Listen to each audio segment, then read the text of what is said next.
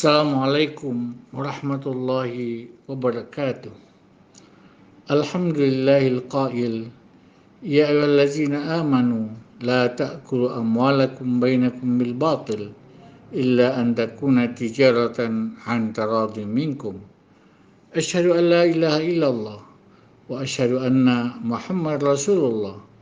Allahumma salli ala Muhammad wa ala alihi wa ashabihi ajma'in, amma ba'du. Kaum muslimin dan kaum muslimat yang saya muliakan, judul santapan rohani kita pada hari ini adalah bahaya mengambil tanah orang lain menurut ajaran Islam.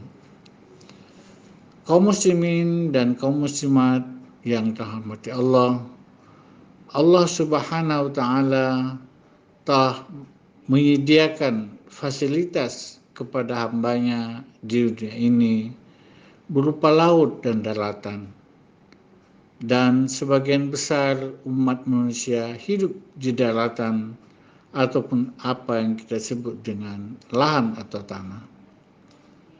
Kehidupan manusia yang semakin banyak dan keadaan lahan atau tanah yang tidak bertambah semakin membuat kita manusia membutuhkan lahan, membutuhkan tanah, membutuhkan tempat tinggal, dan lain sebagainya. Kadangkala karena kebutuhan yang tinggi itu membuat manusia, membuat orang mengambil atau memanfaatkan tanah yang bukan haknya, dalam arti kata lain mengambil tanah orang lain.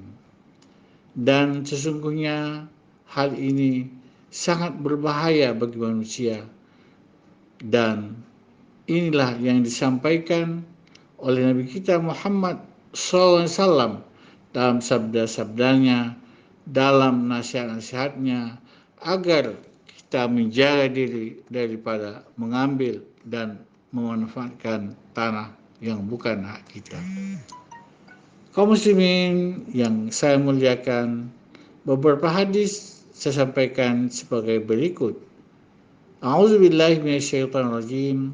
Sami'tu Rasulullah sallallahu alaihi wasallam yaqulu man zalama minal ardi syawaran tawaqahu yaumal qiyamati min sab'i ardin.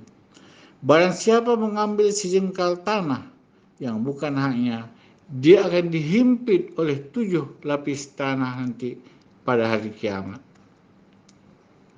Kemudian Nabi kita bersabda lagi, wa an Aisyah radhiyallahu anha anna Rasulullah sallallahu alaihi wasallam qala man zalama qaida shibrin min al-ardi tawbiqahu min sab'i ardin. Barang siapa mengambil 1 inci tanah dari orang lain, dia akan dikelilingi, dia akan dihimpit oleh tanah itu dari 7 lapis tanah. Kemudian sabda Nabi lagi, man akhadha min al-ardi syabran zulman jaa yaumal qiyamati yahmalu turabiha ilal mahsyar. Barang siapa secara zalim mengambil sejengkal tanah dari milik orang lain, maka dia akan datang pada hari kiamat dengan membawa tanah kepada mahsyar. Kemudian hadis Nabi, sami'tu Nabi sallallahu yaqulu man zalama shibran min al-ardi jaa yahmilu ala unuqi yaumal qiyamah. Siapa yang mengambil tanah orang lain secara tidak benar, walaupun sejengkal, maka dia akan datang pada hari kiamat dan memikul tanah tersebut di atas tengkuknya. Kaum muslimin dan kaum muslimat yang dirahmati Allah, dari hadis-hadis ini jelas kepada kita bahwa orang yang mengambil tanah orang lain nanti dia akan dihimpit oleh tanah yang diambil tersebut. Apakah dia mengambil dengan cara menipu, dengan cara memaksa, dan dengan cara apapun yang dilakukan akan ditimpakan musibah, yaitu kesengsaraan nanti pada akhirat dengan memikul tanah yang diambil sampai selesainya persidangan di padang mahsyar. Kaum muslimin dan kaum muslimat yang dirahmati Allah. Saat sekarang ini banyak cara bisa terjadi ketika orang akan memanggil atau mengambil tanah orang lain. Di perumahan-perumahan umpamanya ketika orang akan merenovasi rumahnya tetapi dia membutuhkan tambahan tanah, bisa saja dia mengambil tanah tetangganya walaupun hanya sedikit. Kemudian di lokasi-lokasi tertentu mungkin orang bisa membuat rumah kos-kosan dan dia ingin bahwa kos-kosannya akan banyak ataupun akan lebih besar, bisa saja dia mengambil tanah orang lain untuk membuat kos-kosan tersebut. Di perkebunan umpamanya orang ingin memperbesar kebunnya, menambah kebunnya, bisa saja dia menambah kebunnya dan mengambil tanah orang lain. Nah, inilah kemungkinan yang terjadi bila seseorang ingin mengambil tanah orang lain dengan cara yang tidak benar.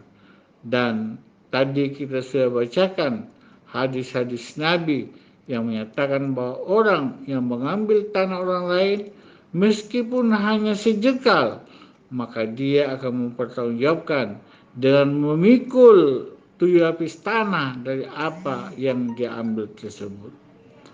Kaum muslimin dan muslimat yang kami muliakan, lalu apa solusinya bila itu terjadi? Maka solusinya adalah meminta kehalalan daripada orang yang memiliki tanah tersebut dengan cara umpamanya membelinya atau dengan cara membuat kesepakatan. Tetapi ingat bahwa kesepakatan itu tidak akan merugikan salah satu pihak dan tidak boleh menyalahi syariat. Oleh karena itu, apabila ada yang terlanjur melakukan hal tersebut, maka silakan menghubungi orang yang punya tanah, membelinya atau bermusyawarah bagaimana bagusnya.